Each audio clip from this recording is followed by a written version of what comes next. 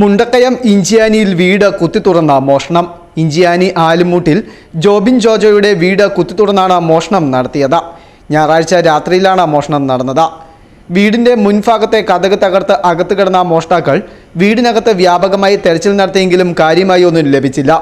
വീടിനുള്ളിലെ അലമാരകൾ തകർത്തതുകൂടാതെ വീടിന് പുറത്തുണ്ടായിരുന്ന മോട്ടോർ മോഷ്ടാക്കൾ അപഹരിക്കുകയും ചെയ്തു.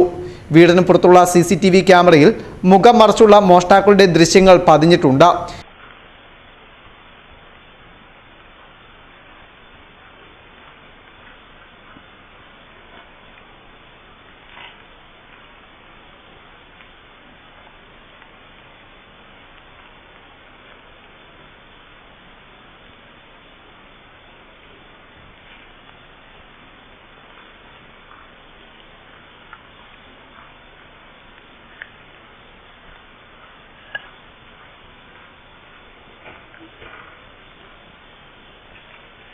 നാളുകളായി വിദേശത്ത് ജോലി ചെയ്യുന്ന ജോബിൻ നാട്ടിലുണ്ടായിരുന്നെങ്കിലും കഴിഞ്ഞ ബുധനാഴ്ചയാണ് വീട്ടിൽ നിന്ന് മടങ്ങിയത്. മോഷണം നടക്കുമ്പോൾ ഇതുകൊണ്ട് തന്നെ വീട്ടിൽ ആരും ഉണ്ടായിരുന്നില്ല. അതേസമയം കഴിഞ്ഞ ദിവസം പുലർച്ചെ മേഖലയിൽ അപരിചിതരെ കണ്ടതായി നാട്ടുകാർ പറയുന്നു. മേഖല കേന്ദ്രീകരിച്ച് മോഷ്ടാക്കൾ തമ്പടിക്കുന്നു എന്ന ആശങ്കയും പ്രദേശവാസികൾക്കുണ്ട്.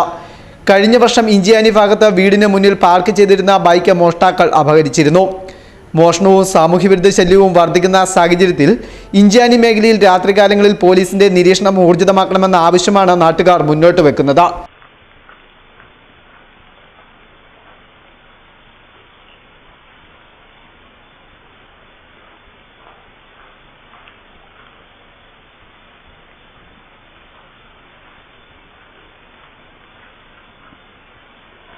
Festoon News, Mundakayam.